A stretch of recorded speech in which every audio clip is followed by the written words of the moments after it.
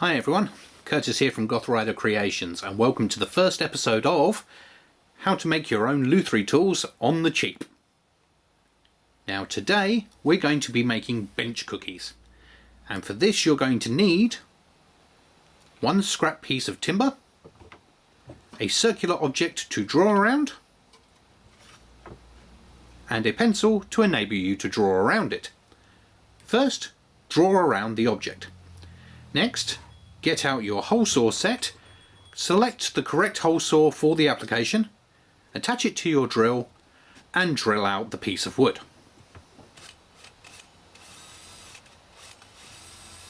If you don't have a hole saw, get your jigsaw out and cut neatly around the circle.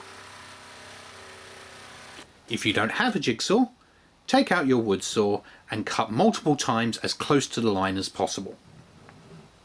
If you don't have a wood saw, buy a wood saw. Once you've cut your circle, sand the edges to get rid of any splinters. If you happen to have a random orbital sander, use that. It makes life a lot easier. Now you have your perfect circle, now you need to add some foam. I'm using floor mat foam because it has a nice texture to it and I have a metric ton of it. Use your pencil and then mark out 2 circles. Then take your extremely sharp craft knife and cut out the circles.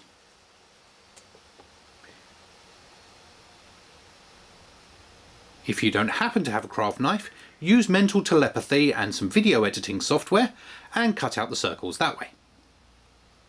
Sand off the edges so the foam is nice and smooth.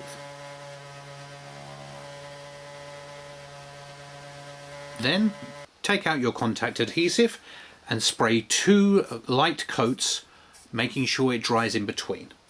Always make sure that you cover your workbench so there's no overspray.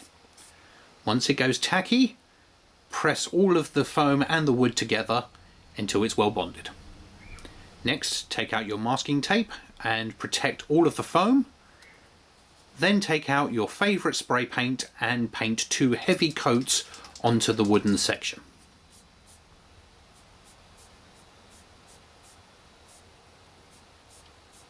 Carefully remove your masking tape, and there you have it. One professional looking bench cookie. No one would ever know you made it yourself. Put your guitar on it and done. Next, we are going to make a notched straight edge. And for this you will need a cheap metal ruler, your favourite guitar, or just the neck, and a felt tip pen. Now, if you don't have a guitar, why on earth are you making a notched straight edge? Now, first you need to mark out the positions of all of the frets. Make sure you mark 1 or 2 millimeters either side of the fret so you've got enough space. Next, mark 3 millimeters back from each of those marks, or 6/64 if you're using freedom units. Yeah, I don't get it either. Next, take out your favourite Dremel. I prefer to use a sanding stone rather than the grinding discs. Always remember, you need your PPE. And then, grind out all of the notches.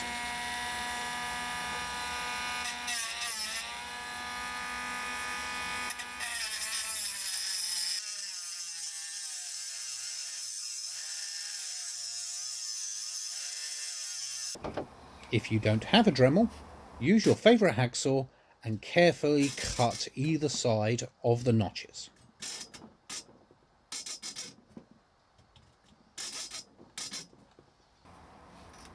If you don't have a hacksaw, take your favourite file and file away all of the notches.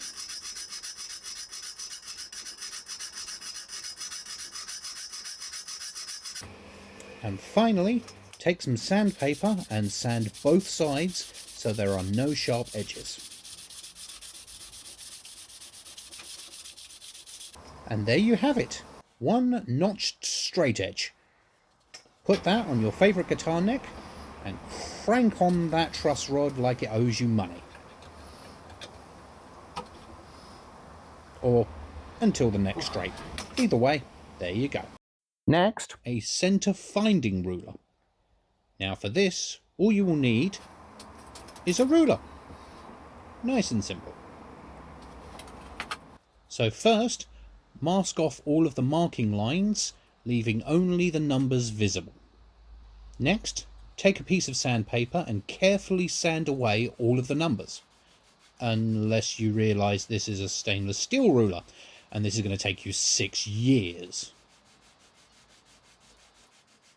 In that case, mask off the rest of the area, take your favourite chrome spray paint, remove the cap, and the secondary cap to stop small babies graffitiing or whatever. And then spray a nice thick coat of paint obscuring all of the numbers. In the meantime, take your other ruler and do the same process. Mask off the lines and carefully sand away all the numbers. Then, once you've removed your masking,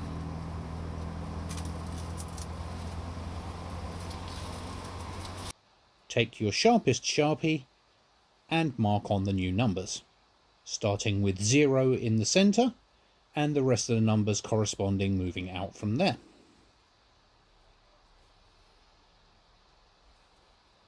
And there you have it. I've done mine with a combination ruler and protractor to make it much easier to work on nut spacing. Now, speaking of nut spacing, does it give you a headache trying to work out the individual spacings for the strings? Do you give up and just use a calculator? Well, if that's the case, then why not make your own string spacing ruler? For this you will need another spare ruler and a very sharp knife. Now very carefully score on the positions of the strings. Then take your sharpest file and very carefully make your own notches to correspond with the string spacing. And there you have it. A little bit of pen to mark the either side of the nut and you're away. And here we are, marking out the stainless steel ruler just so we don't leave anything unfinished.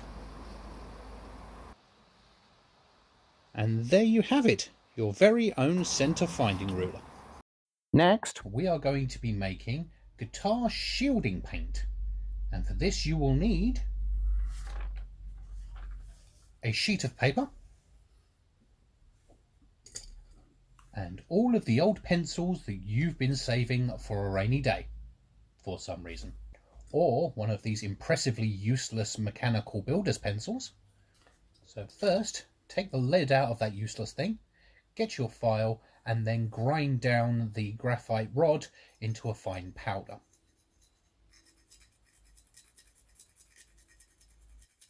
If you don't have a file, take some coarse sandpaper and sand the rod down into a fine powder.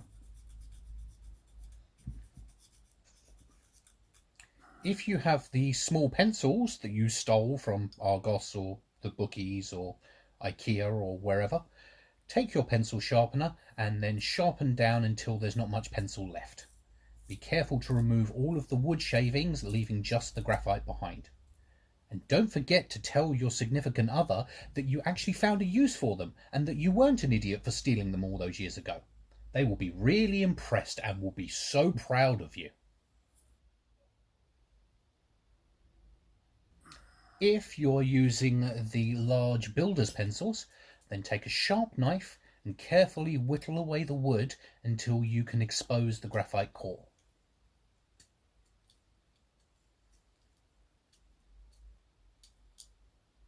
Then carefully shave the graphite core into a fine powder. Then take a small baggie and transfer all that fine powder into it. Be careful to make sure you've removed any white powder or any green vegetable flakes from the bag first. Finally, you will need a sealable pot, some acrylic paint, and your graphite powder. Fill the pot about halfway with the paint. If it is quite thick, put a few drops of water in to loosen it up. Then, taking another of your spare pencils as a stirrer, carefully stir in all of the graphite powder, making sure you get a nice smooth consistency. Ideally, you would like to see some of the graphite come through as a fine silver paste. And there you have it. Next, we are going to make a neck rest. And for this you will need a scrap piece of timber, a pencil, and a guitar neck. First step, cut down the timber to a manageable size. It's entirely up to you how big you make this, but please speak to your other half first. Some people might say otherwise, but the size of your wood can significantly affect your relationships. Next, roughly mark out the shape of the neck and transfer those marks to the end grain. Then find a suitable circular object and mark around to give you the semicircle you need. Then, take your wood saw and make multiple shallow cuts, making sure you do not go down past the semicircular line. But this could take absolutely forever. So, if you happen to have a router, then use a bullnose bit and make many shallow passes, again, making sure you do not go lower than the semicircular line. Next, take a piece of sandpaper and a circular object and sand away all of the ridges, leaving it nice and smooth.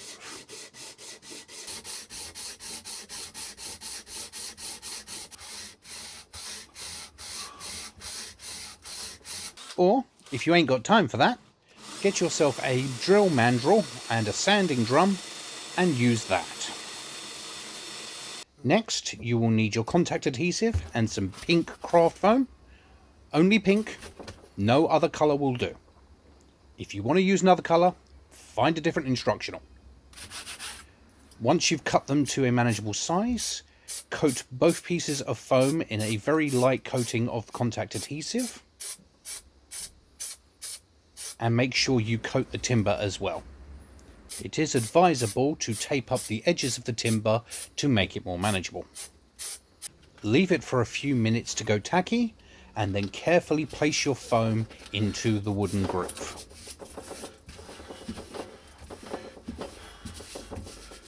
Next, take your craft knife with a sharp blade and carefully remove the excess foam.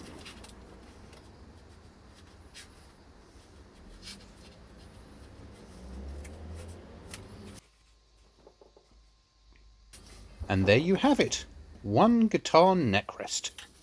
Perfect for resting your neck. Finally, we are going to make a fret end file. Now for this you will need an old file and a scrap piece of wood. Firstly, mark out the file so that you can cut out the section you need. Be very careful, as a lot of files will taper from the tip to the handle. Select the section that is the flattest and use that.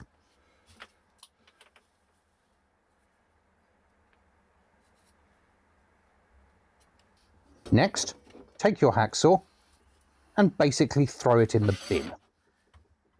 These files are generally made from hardened steel, and a hacksaw blade will do absolutely nothing. You have been warned. Once you've thrown that blade away, take out your rather snazzy multi-tool and set yourself up with a cutting disc. Make sure you wear the correct PPE. Most importantly, get yourself some water and ideally a sponge. When cutting through hardened files, if you cut too deep or too quickly, or if you don't cool it properly, you will actually damage the temper of the steel. Make sure when you're cutting to have this available and quench the steel on a regular basis. If you don't do this, the temper of the steel will be completely ruined and it will get very soft very quickly. A bit like Trump on a stormy day. I don't care. You buy the bed, you lie in it. And then you lie about it. And then you pay the other person off to lie about it. And then you lie about paying them. Just before the election. Now, take your multi-tool and slowly cut through the steel. Be careful to do this in small regular passes so you don't build up too much heat. Unless you discover that your new fancy multi-tool contraption has about as much power as an asthmatic ant with some heavy shopping. In which case, get out your decent multi-tool and start cutting through the blade.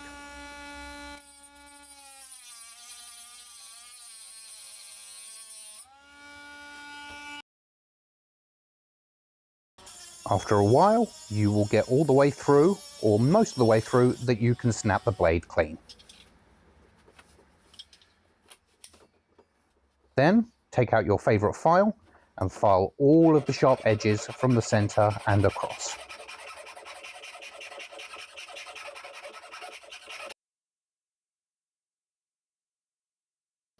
Next, take your piece of scrap old timber and sand away all of the lovely, tasty lead-based paint.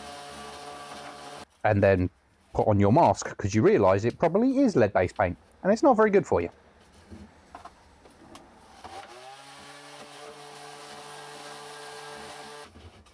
Once you've done that, give it a quick hand job,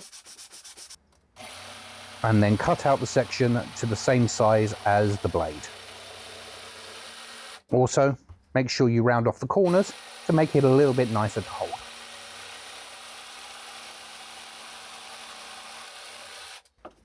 And then one last hand job. And if you're going to cut one piece, you might as well make two. Bonus tool time. For this, you will need a scrap piece of leather and mark around the handle so it covers the top of it. This will allow you to make a leather polishing strop. Carefully cut out the leather. Then grab your favourite tube of crap 1 pound epoxy. Squeeze out the whole tube because they never break open quite evenly. Mix it up as best as you can and coat sparingly across the timber. Then stick down your file and your leather. And then use some masking tape to hold it in place as the glue dries.